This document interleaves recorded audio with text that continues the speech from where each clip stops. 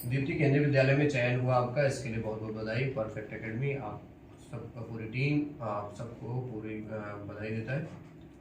आप अपनी सिलेक्शन के लिए जो किसे आप क्रेडिट देना चाहेंगे और आपकी तैयारी करने की स्ट्रेटजी क्या रही?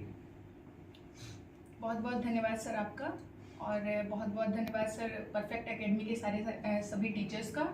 तो सबसे पहले मैं अगर इस जर्नी की शुरुआत में धन्यवाद देना चाहूँगी तो वो मेरी फैमिली होगी, मेरे माता पिता और मेरे भाई बहन।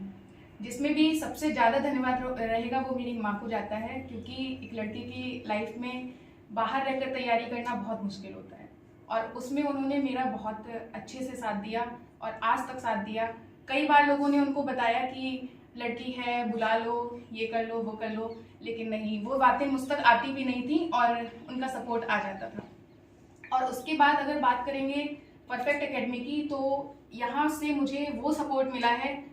सर, जब आपको याद है, मैं पहले दिन यहाँ पर डेमो देने आई थी, तो काफ़ी बच्चे थे, और जब डेमो दिया तो सर ने जाकर के लास्ट में बोला कि इतने बच्चों में से सबसे पहले नंबर पर सबसे अच्छा जो रहा है, और मैं आराम से बैठी थी, मुझे लगा मेरा तो लास्ट ही होगा तो सर ने बोला कि वो है दीप्ति। तो वहाँ से जो कॉन्फिडेंस डेवलप हुआ सर, वहाँ से मुझे एक नहीं दो सफलताएं मिली हैं आपके यहाँ से। एक उसके जस्ट बाद मैंने केवी कॉन्ट्रेक्चुअल के पद पर जब मैंने इंटरव्यू दिया तो वहाँ पर मुझे सक्सेस मिली, और उसके बाद सर आज आपके सामने इंटरव्यू दे रही हूँ, और ये हमारे लिए बहुत बड़े सौभाग्य की बात है। उसके साथ साथ अगर सर न्यू कमर्स के लिए अगर हम कुछ कहना चाहेंगे तो वो यही होगा कि शुरुआत तो करनी पड़ेगी, और शुरुआत करने के लिए आप में एक जज्बा होना चाहिए।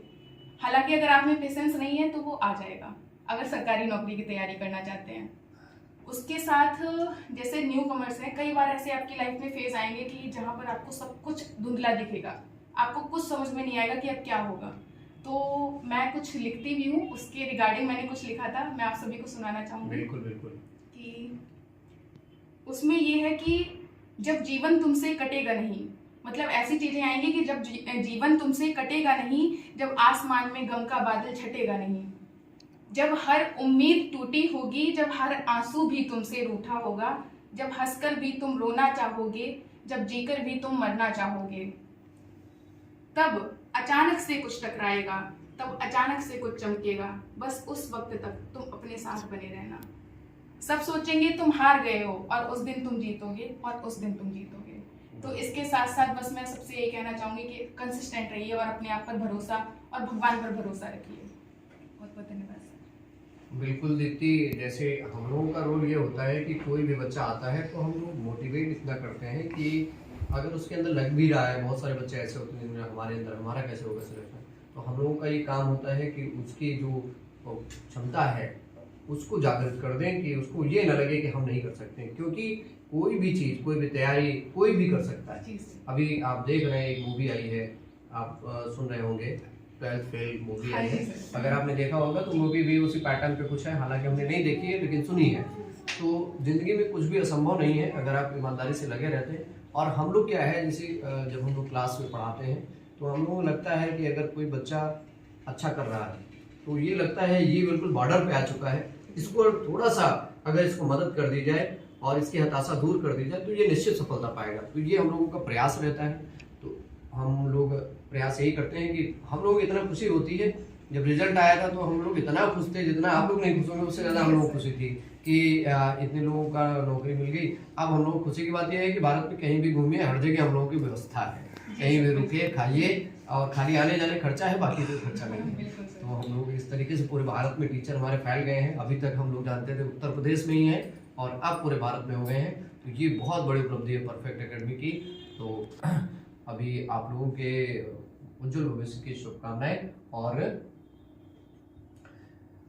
अंतिम रूप से यही है कि आप जो संघर्षरत बच्चे हैं उनको धैर्य के लिए क्या बताएंगे, ये बता दीजिए।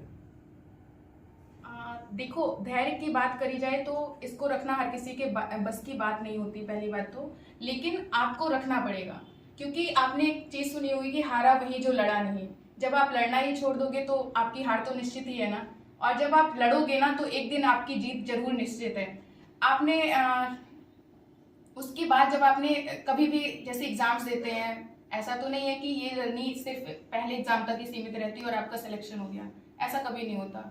मैं आज यहाँ पर बैठी हूँ तो इसमें कई साल लगे हैं, कई साल में भी पता नहीं कितने सारे फेलियर्स, कितनी सारी जागी हुई रातें, न जाने क्या क्या सहन किया है, तब आज जाकर के ये खुशी का माहौल बनाया के।